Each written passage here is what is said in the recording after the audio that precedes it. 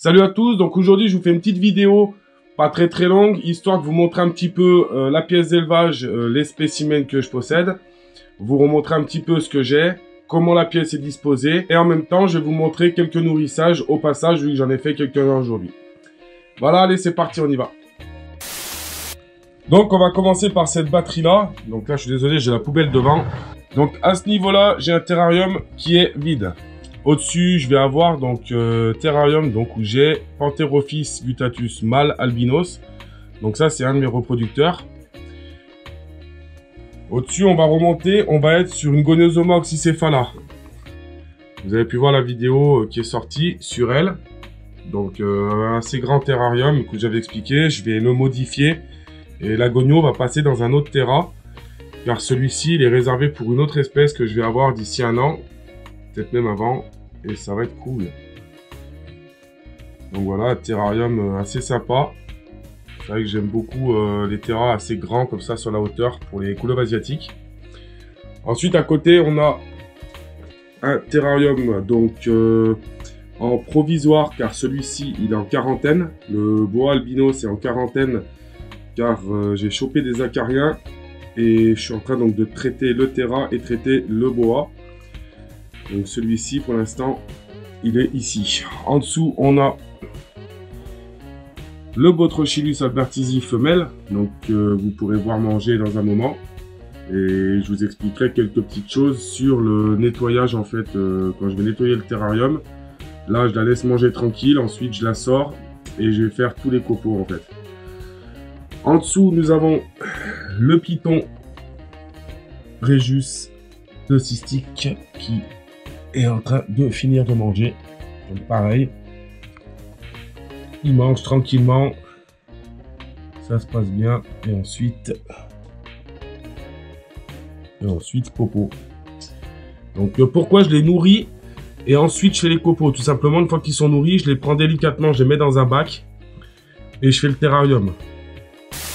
Ensuite sur cette batterie là, donc en haut j'ai un rack que je me sers, voilà, comme là par exemple j'ai mis une Pantherophis à manger.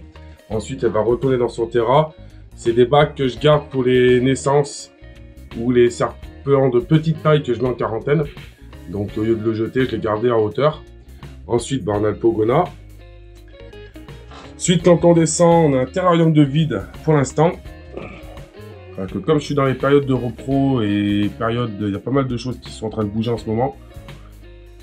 Pas mal de terrarium vide. Donc ici, ma femelle Pantherophis guttatus, qui est habituellement avec la jaune qui est en haut.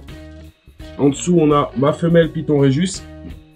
Donc en dessous, on a la Python Regius femelle classique, qui a plus ou moins 8-10 ans, je sais pas, parce que quand je l'ai eue, elle avait déjà pas mal d'années, donc je pencherais pour une bonne dizaine d'années. Donc bien balèze quand même, elle est assez grosse. Je vais pas la sortir parce que je sens gras, donc là je vais me faire taper. Mais voilà, j'espère que vous la voyez assez. Je vais couper la lumière volontairement. Je la rallumerai d'ici un mois ou deux. Ensuite ici on a toute la nurserie. Donc la nurserie c'est toute la partie bac, donc rack en bas. Vous allez avoir tous les reproducteurs mâles, femelles qui vont aller ensemble, que je vais mettre en reproduction. Ensuite ils passeront, ils sont dispatchés, il y en a qui ne sont pas à moi. Voilà, c'est plus un rack, on va dire, de maintenance provisoire. En général j'alterne pas mal rack terrarium. Au-dessus, on a donc la nurserie poules et juvéniles. Et ensuite, là, bon bah ça c'est ma table d'examen où je vais travailler quand je vais maintenir du serpent, que ce soit du sexage, que ce soit des soins, que ce soit du nourrissage. Quoi que je fasse, ça se passe tout sur cette table ou sur une autre que je sors dans la pièce. Et là, c'est un peu plus délicat. Ensuite ici on arrive donc sur la grande batterie de terra où il y a tous les boïdés. Donc en haut, bon bah c'est vide pour l'instant. Non, c'est le terrarium du boa. Ici on a les deux Morelia qui d'ailleurs ont fait caca, c'est parfait. Donc Morelia spilota magdolomi. Pour ceux qui les ont déjà vus, le mâle et la femelle. Ensuite on a le terrarium donc du Botrochelys mâle. Et ensuite, le terrarium du boa Constructor Imperator, je précise, comme ça je ne me fais pas engueuler, qui est caché sous son pot. Allez, je vais vous le montrer. Donc pour le coup, je mets du gel hydroalcoolique pour une simple et bonne raison, c'est que vu que j'ai un serpent qui est en traitement, je ne veux pas aller infecter les autres, dans le sens où je ne veux pas aller transmettre des acariens dans les autres terrariums. J'en ai pas ailleurs. Donc je vais essayer de ne pas en avoir ailleurs.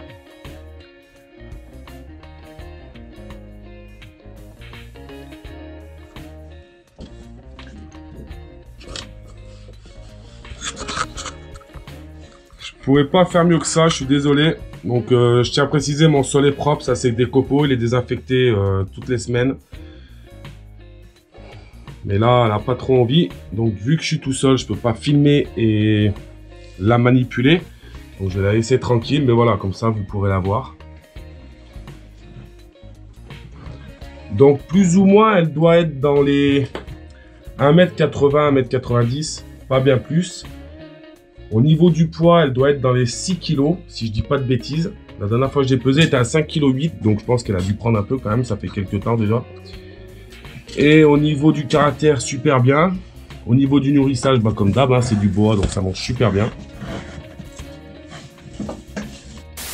On va continuer avec un autre terrarium en bas qui pour l'instant n'est pas utilisé non plus. Au-dessus, j'ai mes 4 racks, pareil, toujours pour la même utilisation. Alors beaucoup me demandent où sont en fait mes accessoires. Donc mes accessoires pour tout ce qui est manipulation. Donc là vous allez avoir mon cahier, donc j'ai toutes mes notes décrites. Et ensuite sur ce tableau vous avez tout ce que j'ai besoin. Donc c'est-à-dire crochet à gauche, crochet, pince, ciseaux, crochet. Bon là-haut ça vous servirait à rien. Encore des crochets. Une pince, cette pince, je la déconseille vraiment. Prenez pas ces pinces, c'est vraiment quelque chose. Moi, je l'ai parce que je l'ai acheté il y a très très longtemps et que c'est honnêtement, je dois m'en servir peut-être. J'ai dû m'en servir une fois. Vous allez tout simplement blesser vos serpents. C'est une grosse erreur de se servir de ça. Voilà, je préfère le dire. Je ne peux pas partir sur le sujet, mais ça c'est à éviter. Ensuite, j'ai un autre point ici où je vais avoir donc d'autres crochets, d'autres choses qui me servent, un balai. C'est vraiment tout lié au serpent. Ensuite, au-dessus du terrarium, pareil, j'ai mes cannes de blocage, j'ai mes crochets. Voilà, c'est tout des ustensiles qui me servent, qui sont à portée de main. Régulièrement, j'en ai besoin, quoi que je fasse. Alors on me dit souvent, ouais, t'as pas besoin de te servir d'un crochet pour attraper ce type de serpent. Alors c'est pas que j'ai besoin de crochet, c'est juste que j'aime pas spécialement me faire mordre. Je préfère manipuler toujours sans prendre de risque de morsure. Pour la simple et bonne raison, c'est que j'en vois aucun intérêt. Si je me fais mordre, je me fais mordre, hein, mais je veux dire, voilà, le but c'est pas de se faire mordre. Donc j'ai appris à manipuler sans me faire mordre, j'essaie de le mettre en pratique. Celui-ci, par exemple, c'est pas une morsure douloureuse, mais je sais que si j'approche ma main, c'est automatique, quoi. Je veux dire, c'est une frappe à tous les coups. On va pas approcher les doigts parce que... Après, si vous y allez doucement, il n'y a pas de problème particulier. Vous voyez, il reste quand même assez calme. Mais là, il vise la GoPro, c'est direct, quoi. Je veux dire, mon crochet, il s'en fout. Il n'a pas de chaleur, il s'en fout complètement. Il va pas chercher à taper le crochet. Par contre, si je rentre la main, automatiquement, il va taper. Vous allez voir, si je fais un mouvement brusque sur le côté de la vitre avec ma main en face, bim. Donc, quand on me dit qu'un serpent, c'est... Alors, bien sûr qu'un serpent n'a pas... il le faut pas volontairement, c'est qu'il se défend. Il a plus peur que moi. C'est sûr que là, il est plus en mode j'ai peur, laisse-moi tranquille. Après... Vous allez aller l'attraper comme vous voulez. C'est sûr que les serpents, une fois que vous les avez dans les mains, il n'y a pas de problème au niveau de la manipulation. Celui-ci va chercher à mordre tout le temps. Donc, vaut mieux y aller cool. Et de toute façon, du moment où vous rentrez, il va être comme ça. Ça va être son comportement. Une Pantherophis, un Lampropeltis, il y a certains serpents, il n'y a aucun problème. Boa Constructor. Voilà, c'est des serpents qui vont être habitués, malgré que certaines espèces sont beaucoup plus agressives que d'autres, mais Si vous y allez tranquillement, vous stressez pas, vous faites pas trop de bruit. Là, je brasse dans la pièce depuis déjà bien 1 heure. Ça m'a un peu énervé. C'est sûr que si je rentre, tout de suite, je sors au crochet, je le pose sur ma table. Normalement, il n'y a plus de problème. Voilà, on a fait un petit tour de la pièce. J'espère que ça vous aura plu. Si vous avez des questions, n'hésitez pas à me les poser. N'hésitez pas à laisser des commentaires, partager la vidéo. C'est super cool. Je vous remercie et je vous dis à bientôt. Salut tout le monde!